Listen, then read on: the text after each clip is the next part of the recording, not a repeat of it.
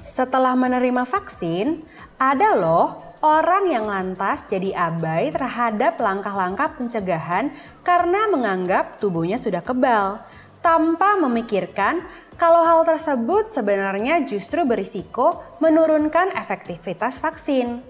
Nah, fenomena ini disebut dengan efek Peltzman dan bisa dialami setelah menjalani vaksinasi apapun termasuk vaksin COVID-19. Kalau kamu mau tahu kenapa efek ini perlu banget diwaspadai, simak videonya sampai selesai ya.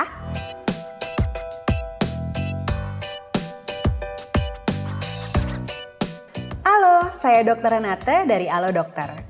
Efek Peltzman pertama kali dicetuskan oleh seorang ekonom dari Chicago University pada tahun 1975, yaitu Sam Peltzman.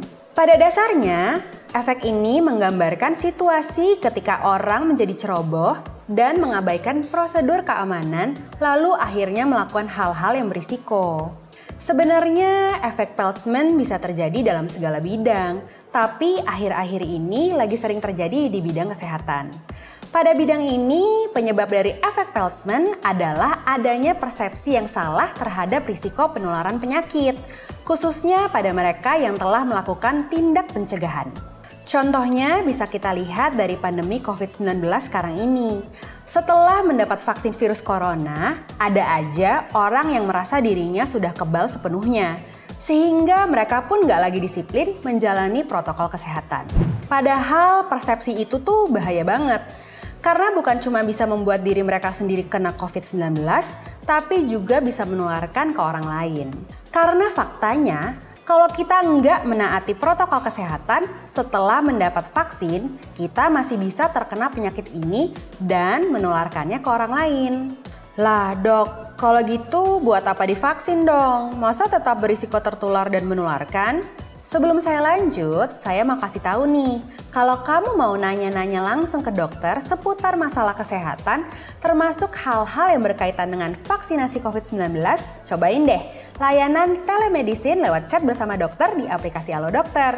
Pilihan dokternya ada banyak loh, mulai dari dokter umum, dokter spesialis, hingga dokter gigi dan psikolog. Respon dokternya cepet-cepet, nggak sampai 5 menit pertanyaan kamu udah dijawab. Penjelasan dokternya juga mudah banget dimengerti, tapi tetap akurat secara medis.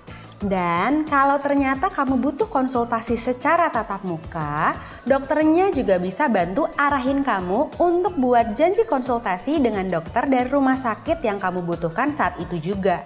Langsung lewat aplikasi Halo Dokter. Praktis banget kan? Makanya yuk download aplikasi Halo Dokter di Google Play maupun App Store sekarang juga. Oke, balik lagi ke pembahasan ya. Kamu perlu tahu nih, sampai sekarang belum ada tuh vaksin yang bisa 100% mencegahmu dari suatu infeksi.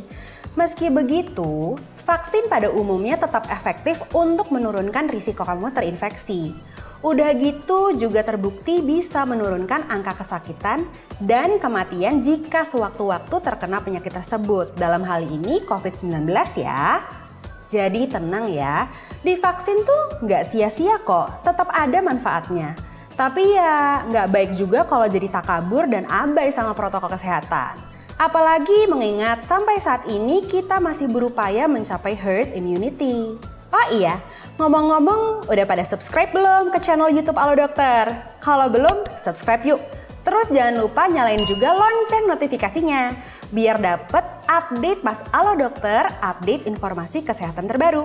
So, untuk mencegah terjadinya efek Peltzman dan meminimalkan risiko penularan COVID-19 meski telah divaksin, ada beberapa cara yang bisa kamu lakukan. Pertama, buat dirimu benar-benar paham bahwa langkah pencegahan lain terhadap COVID-19 harus tetap dijalankan, meski kamu telah mendapat vaksin. Terlebih kalau kamu baru divaksin 1 kali.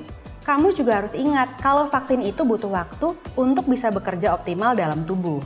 Kedua, agar efektivitas vaksin terjaga, tetap terapkan protokol kesehatan secara disiplin, seperti rajin cuci tangan, pakai masker, dan jaga jarak.